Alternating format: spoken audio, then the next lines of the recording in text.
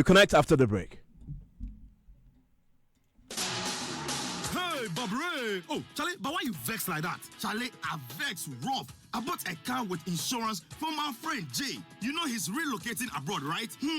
Some ugly trotros crashed my brand new second-hand car so bad. And you won't believe my insurance say I don't have insurance, so they won't pay. They lie back. But hold on, bro. Why? You don't know say insurance no be transferable? Oh, how? You must be kidding, right? I am very serious. Motor insurance no be transferable. Insurance companies pay claims per when it be genuine. You won't believe this, but on a daily basis, insurance companies pay an average of 1.6 million Ghana cedis claims on motor insurance alone, plus all other insurance claims paid too. Now multiply that by 365 days. Oh, Charlie, give me a second. Let me receive this phone call. Yeah, hello.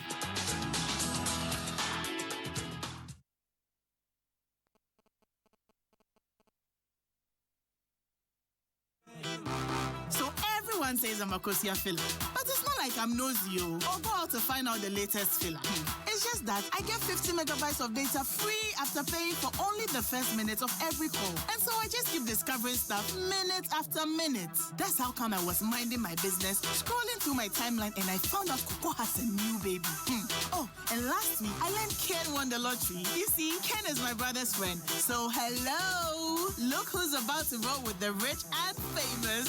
Enjoy even more value with MTN Free After One. You only pay for the first minute of your call on MTN Free After One, and the rest is free. Plus, you enjoy free 50 megabytes worth of data to browse your favorite sites. Compare where, compare there. So dial *315# to sign up. We day for you everywhere you go. Terms and conditions apply.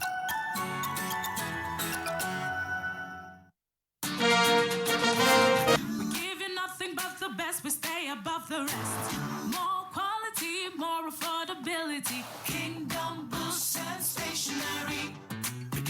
Everybody's going to the one and only shop where customer satisfaction is a guarantee. Kingdom Books and Stationery. Oh yes, with our 30 days credit facility with no interest charge, free delivery services, and our free consultation on setting up your office, Kingdom Books and Stationery is unmatched in our delivery of quality and affordable office essentials, equipment, and furniture. Experience world-class customer service in all our branches in Accra, Tema, Kumasi, Cape Coast, and Takoradi. Call us on 0302-764-101 or visit our website at www.kingdomgh.com. Kingdom Books and Stationery, your number one-stop shop for all office essentials and stationery. Terms and conditions apply.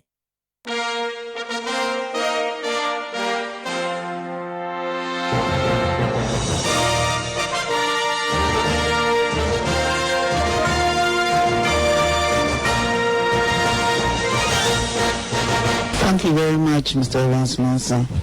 I listen to you every day, and I encourage you and thank you for all the educative programs you mount. And you are live on Joy 99.7 FM. My name is Evans Mensah, and this is Ghana Connect. Kat Okreku is the new Ghana Football Association president. It is time for us to work. It is time for us to let go of all our bad feelings. It's time for us to forget about the struggles, the fights.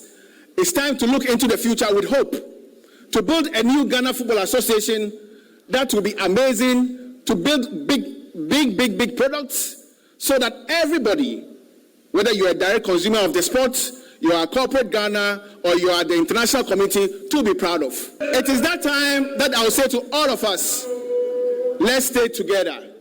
Football is a team sport. Kat Okreku cannot do it alone. My campaign team cannot do it alone.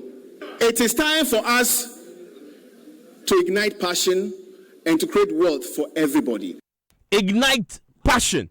He comes to the GFA presidency with a whole new team of executives, including the likes of Randy Abbey and Dr. Tony Obe. Now, this, some may say, is a rebirth of a much maligned GFA. Previously, they even accused was rotting with corruption, greed, and sheer autocracy, ruled by one man who was forced to quit.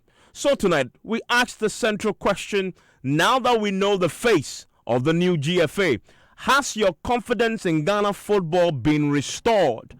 with the election of the new GFA executives.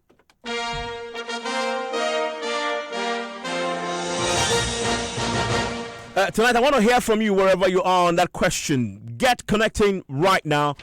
Wherever you are, this is how you can get in touch. Join us now on Twitter, hashtag Ghana Connect Live, Facebook, Joy 99.7 FM, or send us a WhatsApp on 0244 340 437, and we will call you back. Join the nation's biggest conversation now and connect to authority.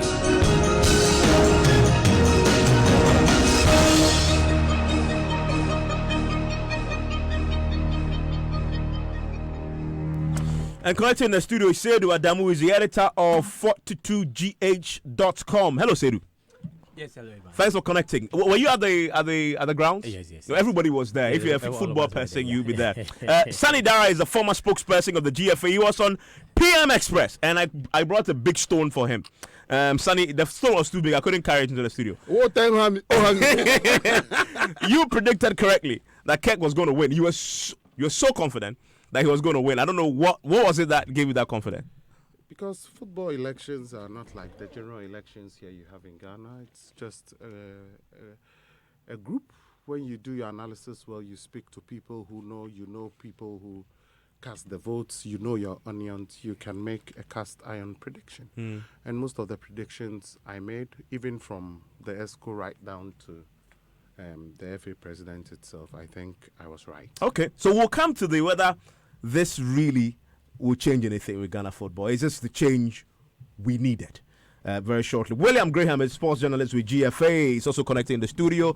Bright Kankambwedu is the head of sports at the sister station in Kumasi in Shire FM will join us. William, you were there?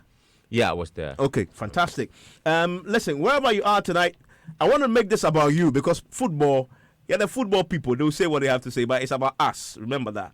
It's about us. If we don't support the game, no executive contenders around. It's the passion that needs to come back. And Kurt made that point quite clearly in his acceptance speech that he needs to bring back the passion. Admittedly, most of us lost that passion for Ghana football. Maybe this is the way back. I'll ask your views whether this is the way back. But I want to hear from you wherever you are tonight. And as I've said, I've announced for you already how to get in touch. We're already doing a poll on social media, and I have some fascinating results to share with you. The question was simple. Has your confidence in Ghana football been restored with the election of the new GFA executives? The results are fascinating, I must tell you. You just have to answer yes, your confidence has been restored. No, it has not been restored. I will take your views. I want to just surprise you first before I want to see whether you guys, where you stand on that question. Do you have a non-football person on the line? Karim is called, right? He's a non-football person. Let me see what he thinks about this. I want to hear from many of you if possible. Hello, Karim. Hi, everyone. Karim, where are you connected to us with us from? Well, I'm here in Accra. Oh, okay. Medina. Nice one. Listening from Medina. What's your own assessment of what has happened? Are you a lover of football like I am? Well, I watch football, and I pay some attention also to what's going on in Ghana's football fraternity. So tell me, you've seen the new lineup of executives. Has anything changed for you? Is this what we need? Absolutely not, Evans. Absolutely not. I think that it would be completely naive on anybody's part to want to believe that the fact that we have had a leadership change, everything ultimately has changed.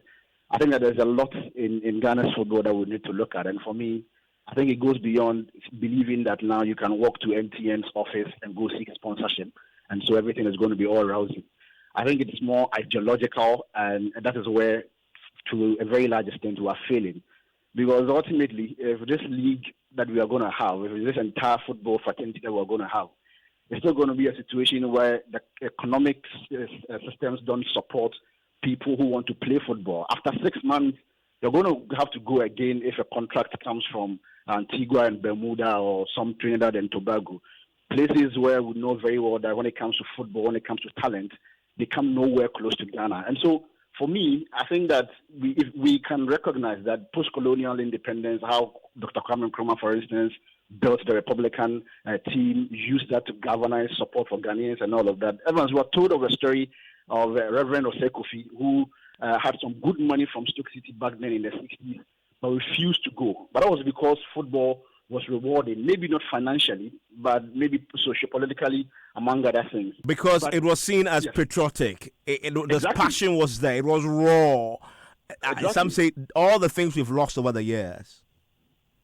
Exactly. And so Evans, what you have to ask yourself going forward really is that, as Mr. Sanidara was making the point earlier, given that he could even predict some of the people who are going to win, given that almost everybody who pays keen attention to football could do same, it tells you very clearly that in terms of the people who are going to man it, they are virtually the same people who have changed a few faces, but at the core of it, what is really, really the cause of the problem, and the fact that what we need is a vibrant league. I don't know which team Evans you support, but I'm not sure you can mention the first 11 of the players of your Ghanaian team here. And so that is the problem. Everybody is leaving after 6 months. I really like the views you have. Stay on the line for me. This is a football fan. He doesn't know. He's not an expert in football. Less like myself. I mean, I'm just a mere lover of the game. If you put the leather on the middle and you kick it, I love it. That's all I care about. Let me come to the studio. Sanidara, you predicted the man will win. The fundamental question that we're asking last time on PM Express. Now we know the face of the new GFA. Is this what we need to turn our fortunes around? It's a big question. Is this what we need to turn the fortunes around? I mean, if you tell me that it's just Kurt who turn around the game, I'll say no. And Karim was very apt in his analysis of the situation we have at hand. And it must take a concerted effort. I kid you not that if we are going to have any turnaround, it has to be not only a turnaround from the leadership in itself, but we as a people, the football fraternity itself, the fans, the media, and everybody must rally around the team. I saw a situation where you had a family that was supposed to pull together and work towards a cause. I saw a family that was torn apart in the middle, one side pulling here, the other side trying to drag it back. And I'll tell you, it's a fact. No lies here, just the truth.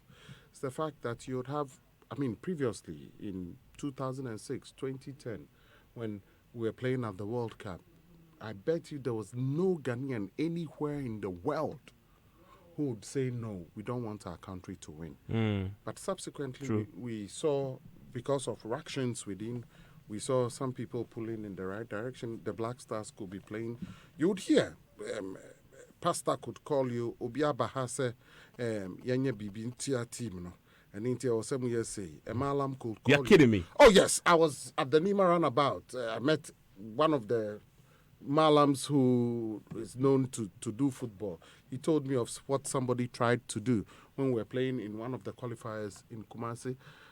And the rest like that. It's real. If people could go to that extent, they can go to the extent of even trying to do things down. So we must realize that as a country, if we want things to be better for us, we must also, in everything we do, the football body itself must improve itself, must give itself a new image, must paint a good reputation of itself, and then also the fans, the media, and everybody must come together and support that vision. But you haven't answered the question, though. Is this the team, the entire couple? I'm saying is this what we need? Is this what we need? Yes. Okay. They are the people. You believe in that? I believe in the people who've been selected to lead, but they cannot do it alone. By themselves. Even the people who've lost the elections. I think that George Afriyie has a role to play in Ghana football. I think that Nanaya Amponsa has a role to play in Ghana football. Papse, Amanda, the other George, and Palmer, who was even disqualified from the race. Was he there today, Sedu? Was Palmer there? No, he wasn't. By his club was give me your reaction to the outcome. Is it what you expected, the outcome, in terms of the outcome of all the executive council, the presidency, the entire bunch? The executive council, I made about 90% predictions and I got it right. But the presidency, it twisted within the last 12 24, 48 hours. But I'm not surprised because my initial projections was for Kurt and George Afriyie to be the leading candidates. So I'm not surprised Kurt picked it up. It's rather surprising that he came into the picture a bit late. And Kurt? Yes. And Kurt, so won it? Kurt announced his candidature less than 2 months ago. Yes, less than 2 months ago. But kid you not, he didn't announce his candidature early, but he had been campaigning for 2 years. Yes, yes. For 2 years. He's done underground He had work. been working on the ground. He had truly been working on the ground. When he was in charge of the FA Cup gives you the opportunity to connect not only with the Premier League teams, with Division 1, it goes across the country. Everywhere where football is played, the MTN takes you there. So he had connected with people and was doing a lot of groundwork. Now, even before he wrote his manifesto, like he said, he didn't write his manifesto out of maybe his own knowledge. He went on the ground, spoke to people, and it was out of the concerns of the people that he formed his manifesto. This is fascinating. So because of the ground game, that's what won him the thing. That's football. Football is about ground games. And so before we entered the season, I mentioned to him about 2 other candidates who won, even 3, who won based on ground games. Yes. Ehoma, Qatar, Langford. This is the executive council level. Yes. Yes. They won based on ground games. And that's because football, I say, is a contact game. People want to see you. They want to feel you. They want to have daily interaction with you.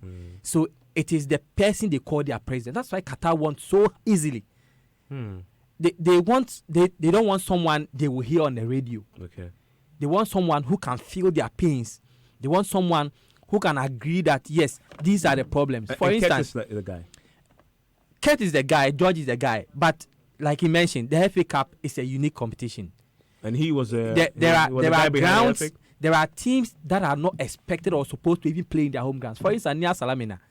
And then Nia Salamina. What's that? It's one of the class. So for instance, Nia Salamina. When Kurt got there, they said, "Don't come here to campaign. Have you seen that Eddie face?" He said, "Yes." He said, "That's your money.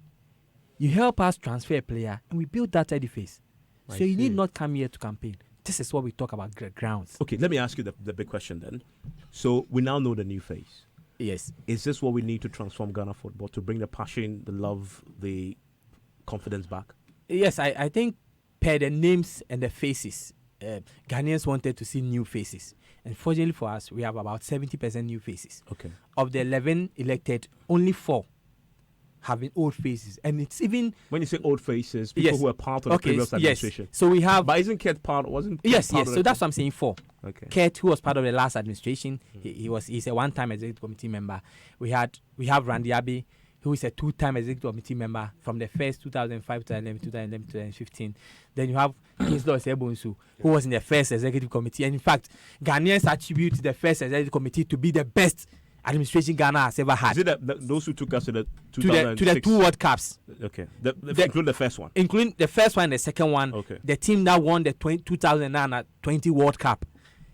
You get a picture. The team that I think Ghana went to one final under that team.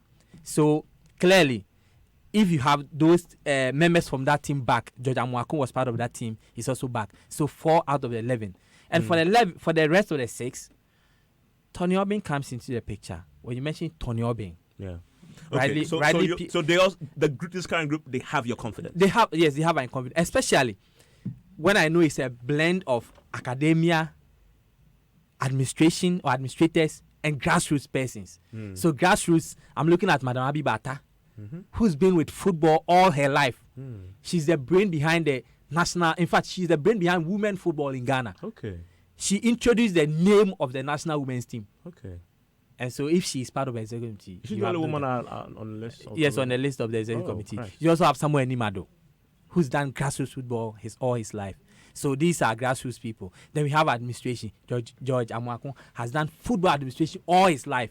2001, he was the chief CEO or chief something for Kumasi Nikodo. As far as 2001. University. Wow. Yes. He's been doing this since university. He's been doing football administration from 2001. You have Kingsley Osebunsu, who's also done, in fact, he's been CEO of virtually all the clubs in the Brong Ahafo region. He also comes onto the board. You have Randy Abbey. He's been CEO of 3 clubs, Mighty Jets, Kesben, Defunct Kesben, now CEO of Pandu Out of Lions. He's worked with Accra Suffolk. He's done 2 times the executive committee. No. Interesting. So we have all the blend we would need for Ghana football. Okay. Mercado comes with that corporate posture. Okay. Tony Obin comes with that corporate posture. Then even the president himself. Okay. We'll see. The most important thing you need to do is to carry all of us along. Obviously. Because that is the big disconnect now. Yes. All of you football people believe in the team, except you, having heard you, William. William, where do you stand on the new crop? I will take you back to when the FIFA expose came and Blatter and Jerome Valk, all of them had to leave. When the likes of Visa, Coca-Cola, all of them pulled out of their sponsorship deal with FIFA, one of the things they said was that they didn't want to be part of any corrupt act within FIFA. And so there was a need for them to make some changes there. Now, guess what? The new FIFA president came all the way down from UEFA. And so I would like Nketi Kreku to come from the FA Cup committee within that crop of the constituents of football administration. So it tells you that we don't want this group of people. And so when there's a change that comes in, you realize everybody is happy. Fatima Samora came from where? I think she was working with UN or so. So she comes on to... Oh, so she comes with that background. You get it. And then she's working with FIFA. And so there's a change. There's a new change in FIFA. And then as soon as all this storm settled, all these companies that pulled out came back again because then they had that confidence in the people who are now manning our football. So it comes back again to us. If you speak to Ghanaians, they'll tell you that, listen, we don't want to have the old people, back again administering our football. So we need new faces. We need a corporate world to accept us. We need people who believe in the product that we want to sell to them. And so Ket Okreku, the executive committee, they come in with different minds of people who themselves have been in the corporate world, and once again, they're going to serve in a different capacity. So if you listen to Ket critically, he tells you that we need to sell ourselves. The product that we have here is football. We need to sell it there. And so if we have a certain image out there which is not, well accepted by the corporate world, then what do we do? So with these couple of players, my opinion, it tells you that we have people who are going to be accepted out there. Okay, so the bunch will be accepted by the corporate world. It certainly needs to be accepted because the language we speak here is that people are not interested in investing in our football. And let me tell you something. I'm going to be honest with you. I was in Senegal for a tournament, and which was sponsored by ESPN. And then during the competition, one of the marketing chiefs pulls me aside and said, is it right for us to invest in Ghana football? That's the first question. And the only answer we gave was that we're going to have our election. As soon as we're done, I think we can have that conversation. So there are people who are waiting out there. So now that we've had the election, if he pulls you away today and asks you that question, your answer will be what? Certainly, because because then we didn't know what was going to happen. Now we know what's happening. We know a new administration. So what I'm saying is that there are people out there, not in Africa, but in Europe or in America, who are willing to invest in our football. But the only problem was image issue. And this Anas expose obviously had gone a long way to dent that image. And so if today we've settled that storm and then people are okay with it and so they want to come on board, I'm sure from now to maybe next year or the quarter of next year, we're going to have a different language when we come here.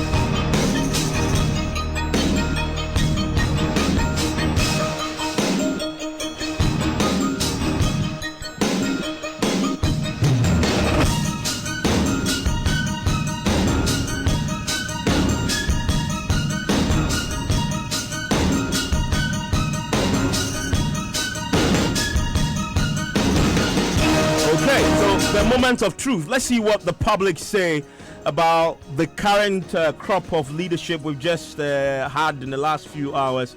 Have they restored your confidence? I tell you, I didn't expect the outcome we have, but it's an interesting one. If you're close to the GFA, you'll be excited.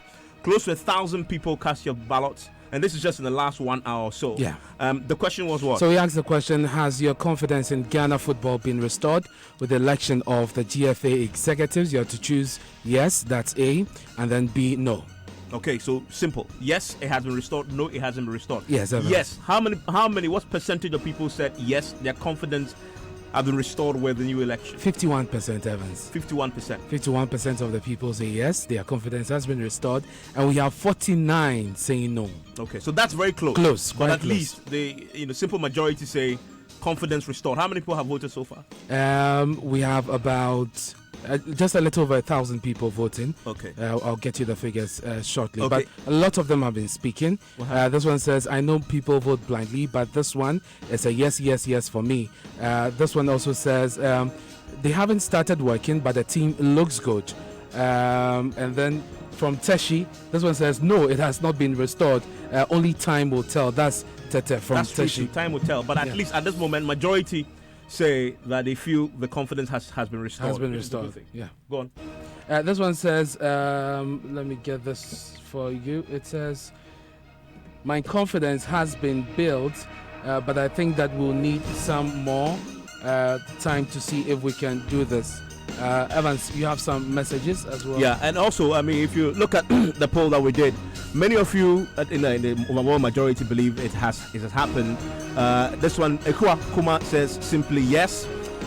James says in the first few years things will be fine, maybe later, not so sure. Jagos from Insawan says, congrats to Kurt. Indeed, Ghana football will now see light from today going. The image of Ghana Football Association has resurrected, and now we can entertain our families, friends, business again, and the GFA secretariat. There are few who believe it is too early. And I'm going to come to the studio and ask the question, what would they need to do now? The most important steps to take now to bring back the love for Ghana football.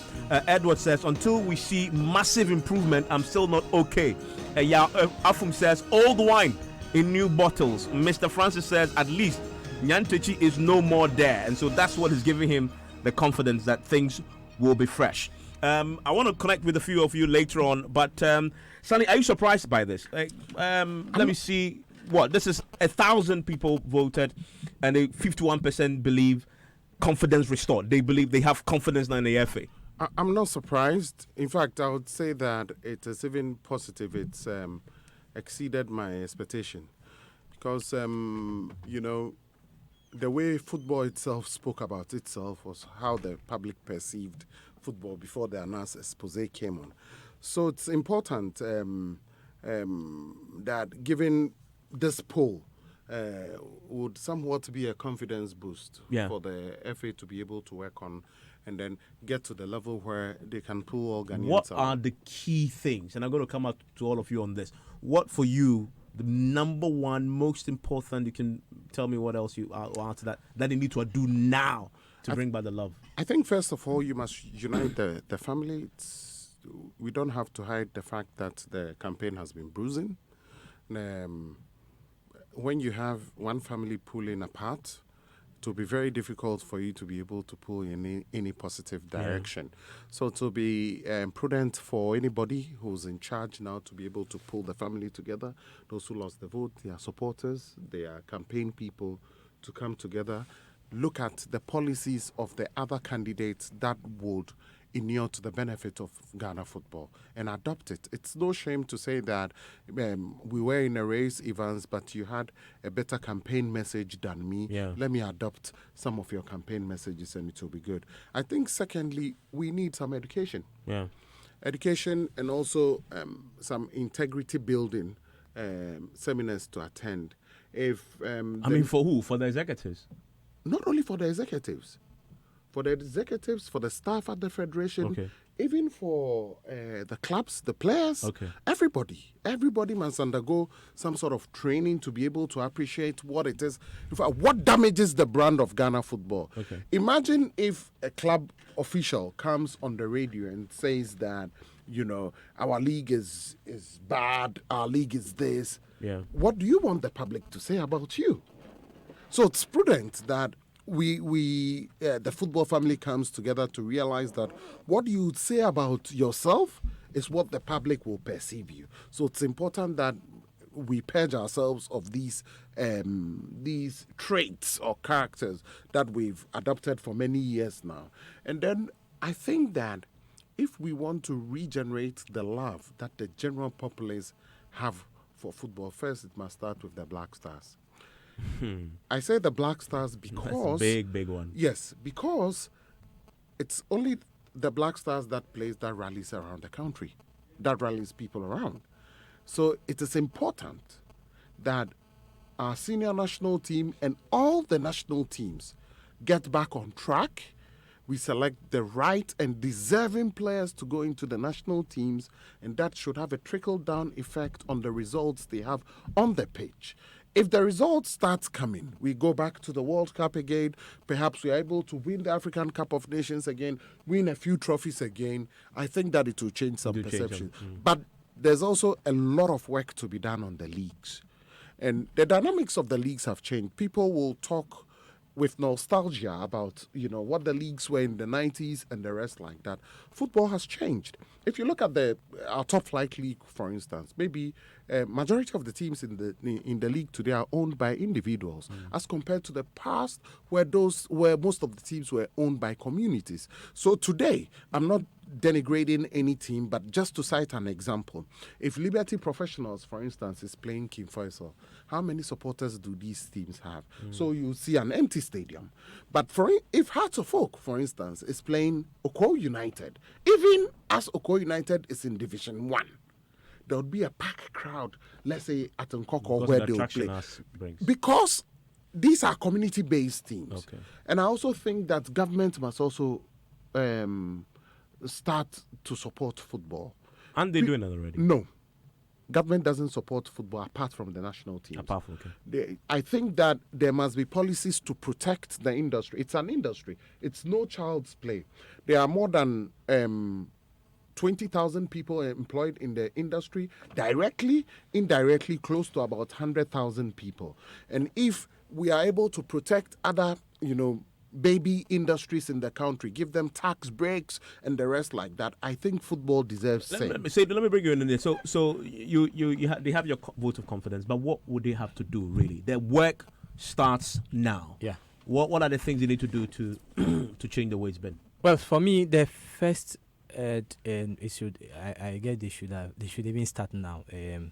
They should convey an emergency meeting as an executive committee and start thinking about how to improve the public image.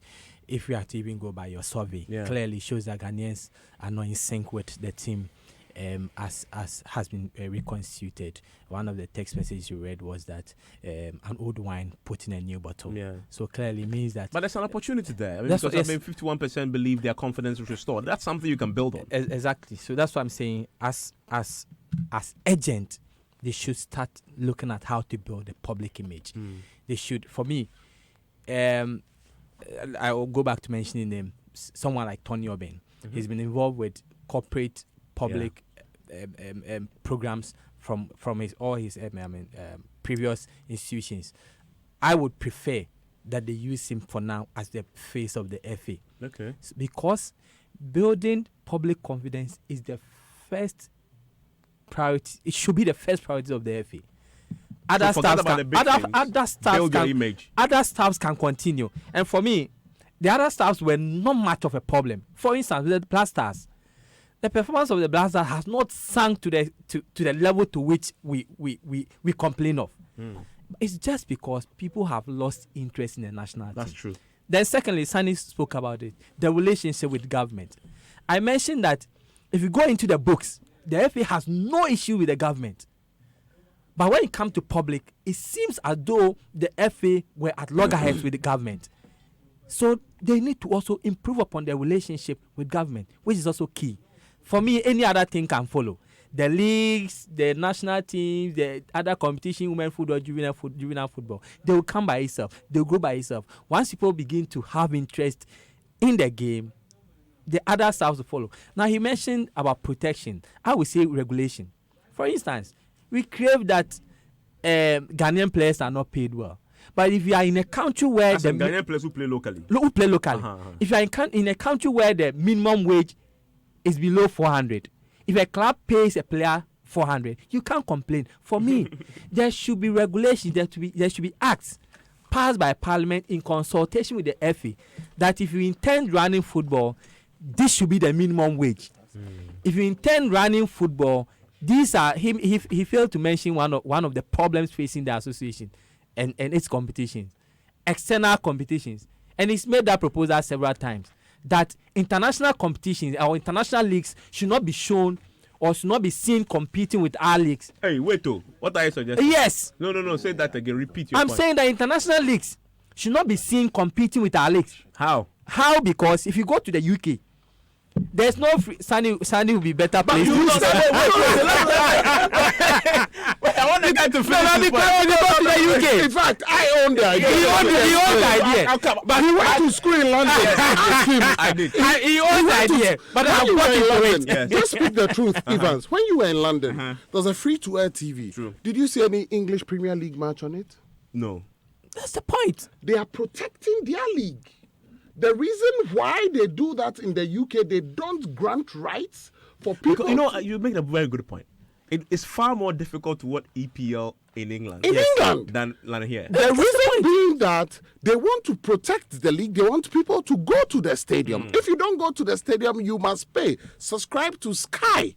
Pay a lot of money to be able to watch the match. So in both ways, your money is contributing to the game. Yeah. Imagine today, I'll just cite an example. If you import matches from Thailand, the taxes on matches importation will perhaps be about 40% because government wants to protect the matches industry in Ghana. So it's the same. So what you guys are suggesting to me is they shouldn't show EPL in Ghana? No. They'll show EPL. They should show it on SuperSport where people will pay. Now the trick is... but that's not what happens. No. There are English Premier League matches you have on free-to-air TV. True. It's dangerous. It's dangerous. The reason being that they are protecting what they don't want in their country is what they sell to you and make it available to you. So what they do, it's strategy. Everybody is adapting strategy to protect their league, their competitions, and the rest. If you realize the Spanish Premier League, for instance, they moved some of their matches to 9 a.m. in the morning to avoid the English Premier League. Gary just came from the Bundesliga. He said the Bundesliga avoids playing matches that will go simultaneously with the English Premier League. Because everybody is avoiding it. We must also protect an industry here. People are getting employed. So you're saying that they should make it more difficult for me to watch access my English Premier League. Yes. Hey. So even if it is super sports, it should be much more expensive than we are paying now. Then that yes. Then what that can do, the trick that can do is that with that money, if you put more taxes on super sports subscription, for instance, with that money, government can ring fence that money for sports development in the country. Then for free to air, you prevent it like they do it in the UK, where you can't even watch the English Premier League on free to air. Their trick is that they want you to stop watching your domestic league so you can watch their leagues. So what are we doing to protect our leagues? It's as simple as ABC. I don't know what to say. What do you make of that? Well, I think that there are two things we need to deal with. Do you agree with this? I 50% of it, yes, I do agree with it. Hey, because you guys. So the truth is, we are spoiled for choice.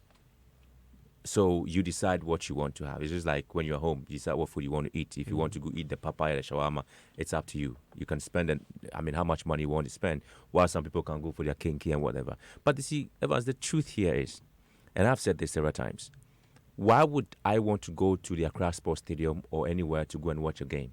Why? Why would you want to leave your family? I want to go home. Yeah, good question. Why would you want to do that?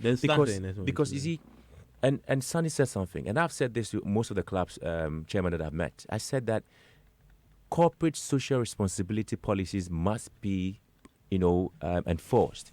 Why? Every club is born into a community. Liberty Professionals Society, it is in Dansuman. Ask yourself how many people in Dansuman go to the Dansuman Liberty Park to watch Liberty Professionals games. How many?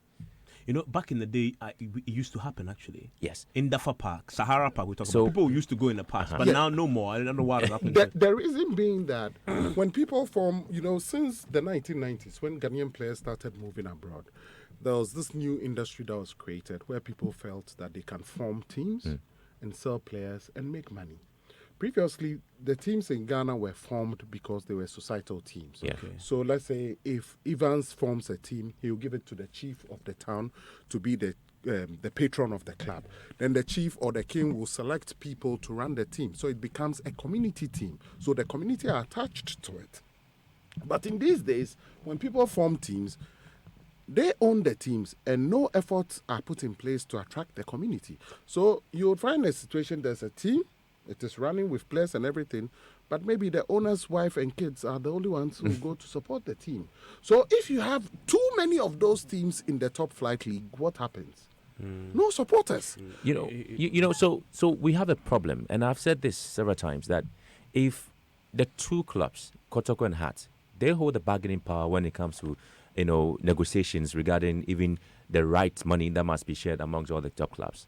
But ask yourself whether they protect even the younger ones. They don't, because they also want to have the lion's share.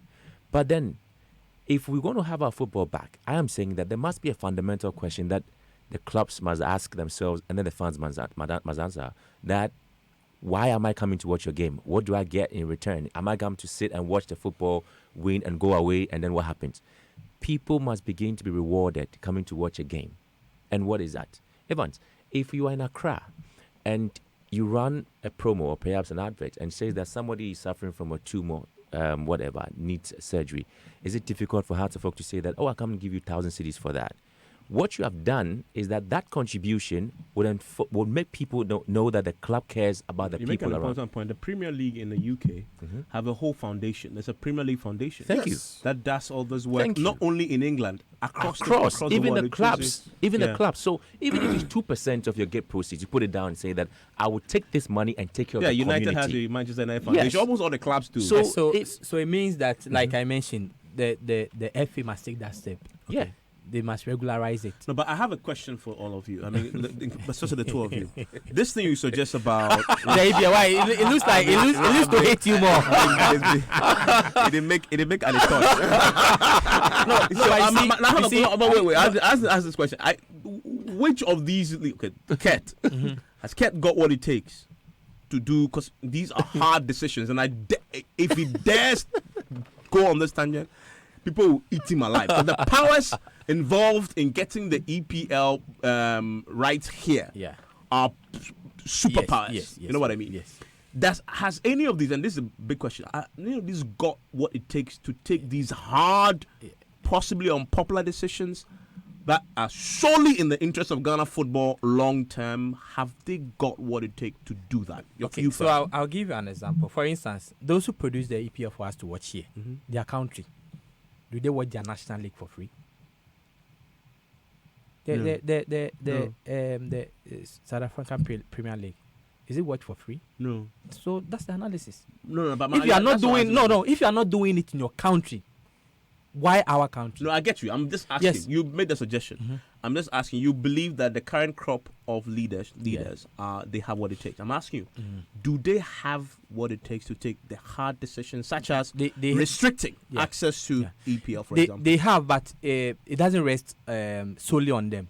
They need government's commitment. They need to send proposals to Parliament. Parliament must pass certain acts to protect the sporting industry. As we speak, there's no single... Hold on. There's no single law on sports in Ghana. Let's emphasize that. Yes. The only... I don't know about that. No, okay, so there is no... There is the only available document that seem to suggest it's a sports law. It's not. Act 934. That's some youth and sports bill or law or something. Yes. Act. It's been passed to an act. It's an act establishing a national sports authority. The regulations as specified in Section 27 has not been worked out, and those regulations include even ambush marketing. Now we have MTN sponsoring the MTN FA Cup. You go to the stadium and you see all sort of telecommunication products. Oh, are you serious? Yes, that's the point, because there are no laws to protect them.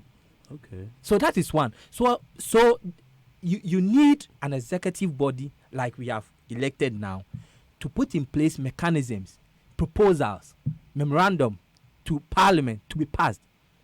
For me, that's the first step. I want to make a quick point. You talked about the regulation. Yes. I mean the EPL and the rest. Yes. But there's one issue that we are not dealing with: the betting companies.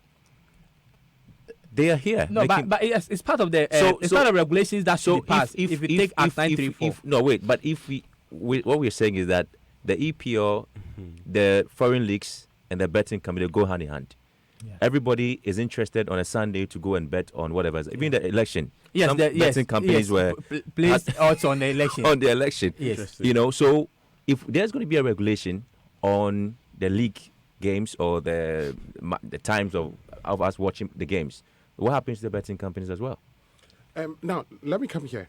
I think that what we need to do is to get the new executives to approach Parliament, to work together with the Minister for Youth and Sports, to make a presentation to Parliament about the football industry in Ghana. I think that a lot of, honestly, I was surprised the last time parliamentarians asking if the workers of the GFA are paid by the state. They are not. They are not. But there are a lot of things that we can do. So who pays them? The GFA pays its staff. So it is important that the new management of the FA goes to Parliament, make a solid presentation on why the industry must be protected. And if you start with a good message that, look, we employ people, let's say 20,000 directly, 100,000 indirectly, and there are these things we can gain from it. These are the prohibitive factors against the growth of the game in the country, and we need these regulations to guide them. I think that Parliament can work This with current them. crop of leadership, do they have what it takes to do what you're suggesting? I think so. They should have. I think. If I you think want so. to watch is Manchester United. No, you can still watch. I'm not the only person who wants to watch Manchester It must come at a cost. Why? You know how much I'm paying for. You must pay a triple of that. Already. Yes. Yes. Want me to pay triple of that? Because you want us to pay that player at the Crasco Stadium like how much we are paying the one you are watching, and the one for us to pay Why do you to want the to be tune of protectionist? you know what England Yes. are protecting their league. You know, if the Ghana game is good, I mean, but wait a minute. Evans, do you know English players? Do you know English players? Because the English league cost is more so than good. you know English You players can cost protect more than because- any player because they are playing our in league English in league. this state. do you know how they became so good? Because they put in these measures. This 3 o'clock rule that you know in the UK, you stayed in the UK. You couldn't have watched the English Premier League on free-to-air television. That is how come they got there. But it didn't start like that. Because they started No, they started like that. Actually, I read that law started in 1907 when they decided to protect their leagues. The reason being that they want people to go to the stadium. If you don't go to the stadium, then pay and watch on TV. So both ways, your money is in there. You are contributing to the paying of the players, high premium salaries, and the rest. So if we continue to ebb away audiences and give it to the foreign leagues, how can the local players here Get thrive? paid well? And even you in the media, a lot of the adverts that will come concerning football and the rest. How many adverts do you get concerning the English Premier League as Joy FM? Not many. But imagine if the Ghana League is burgeoning. Today, Tanzania, I met the owner of Simba, one of the biggest clubs in Tanzania. He's one of the richest men under 40. I met him and he told me when he took over the club, the income monthly was about $100,000. Today it's $500,000. There are industries, broadcasting companies set around just the Tanzania Premier League. That is why they are able to sign players, top players from the Ghana Premier League, and send them there because they are paying $1,500. Why is it not possible that we should protect our own? Create jobs for the media, you and I. Create jobs for the players, the market women who sell, those who go to the stadium, sell food. The hotels, when we play matches in Dewu, you go to Kofodia, you sleep there. The hotel industry will grow. Taxi, whatever, all the surrounding industries will grow. I went to Dewu 3 years ago to watch Dewu youngsters. I had not seen Dan Botwe, the MP for that area. I had not seen him for years.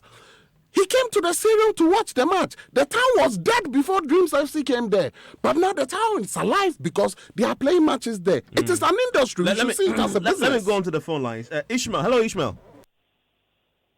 Hello, Ishmael. Hello, Ishmael. Do I have... Hello, Evans. Hi. Is it Ishmael?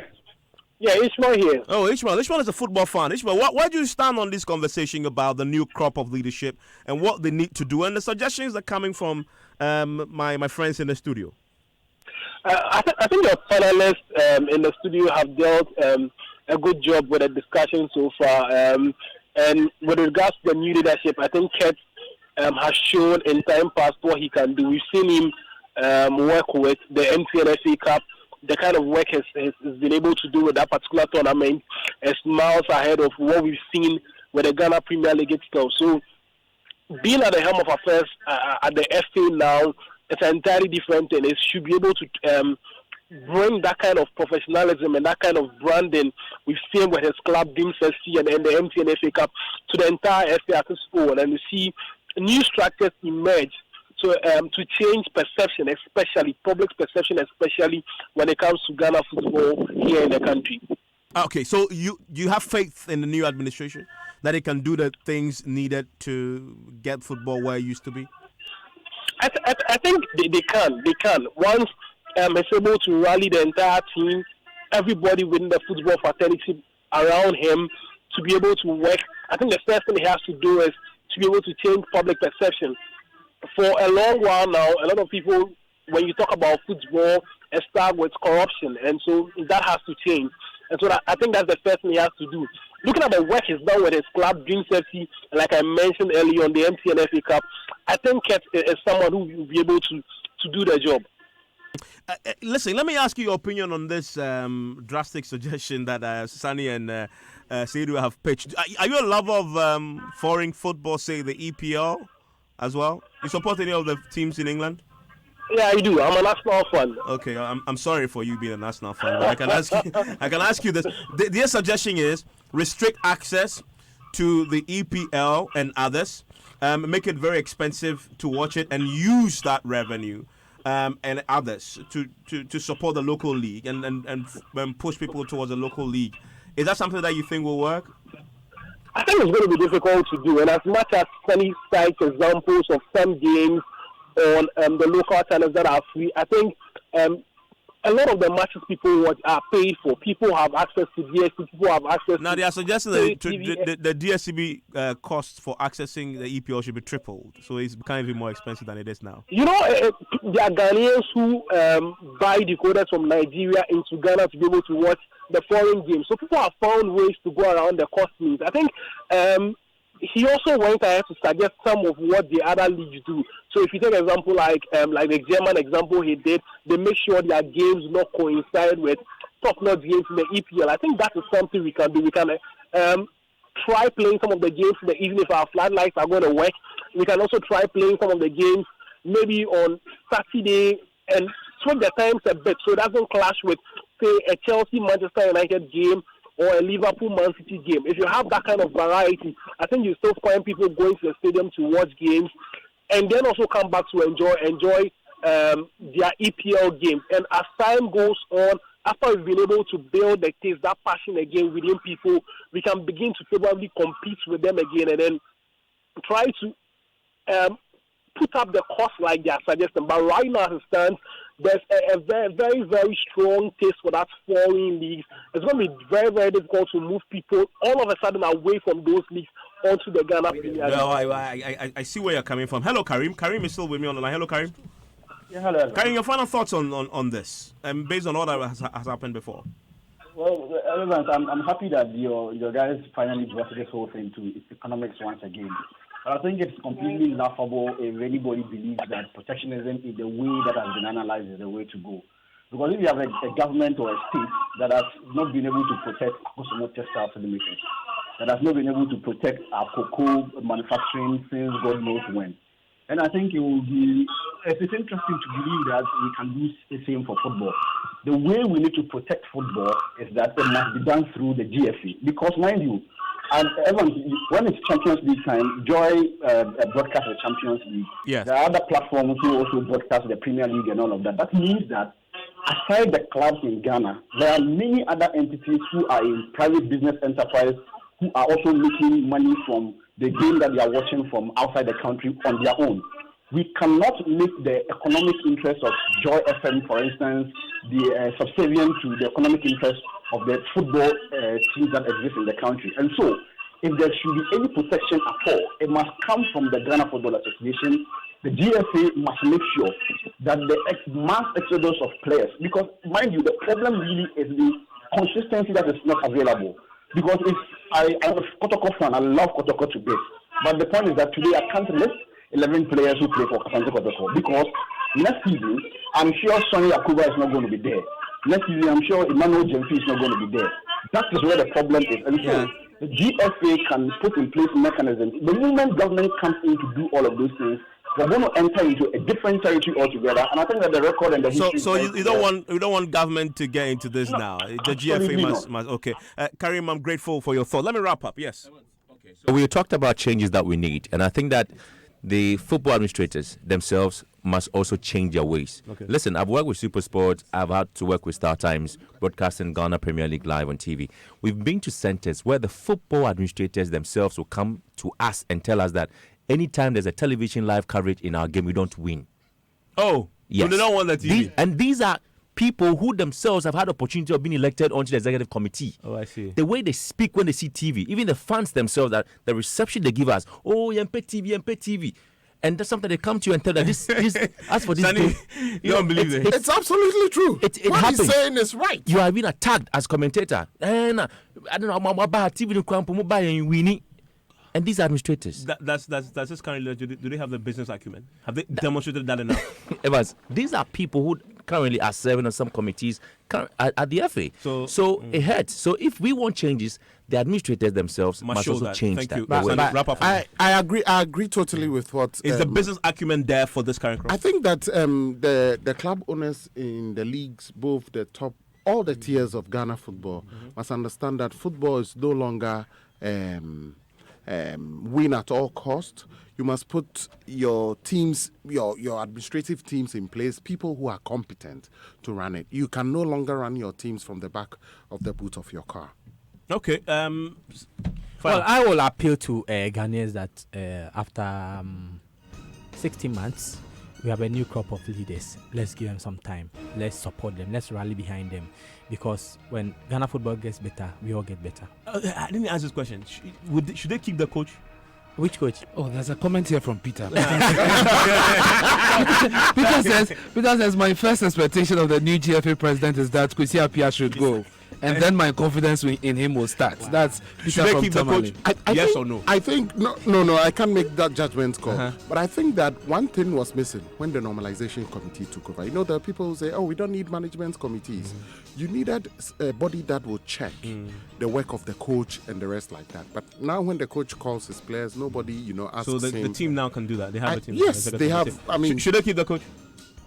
I have no opinion on that. give me the thoughts of people on the social. All right, media. this one from Raphael from Adenta says, I disagree with Mr. Dara. Football people, why do we need to go to the stadium? Are they spectator friendly? A stadium with no place of convenience, a stadium where you'd have to stand the whole 90 minutes. Sunny, please spare us these thoughts. This says, thank God for the new GFA president. Let's use our energies to support and pray for the team. That's called his son. And this one says, yes, Evans, confidence restored. And that's a draw. Another one from Spinter, Senna says, good evening, Evans. It's possible to know how these executive council people would perform just looking at their record. I believe that this would work. Also, how much and who decides what they are paid must be looked at. Okay. Well, and one final one says, our football pitches are not good for our talents. Thank you very much. Thank you for connecting as well. Well, we'll see how they do in the coming weeks. Stay with us as we bring you more on the GFA elections. First Take is next with my man, George Ajo Jr. and his pack of lads.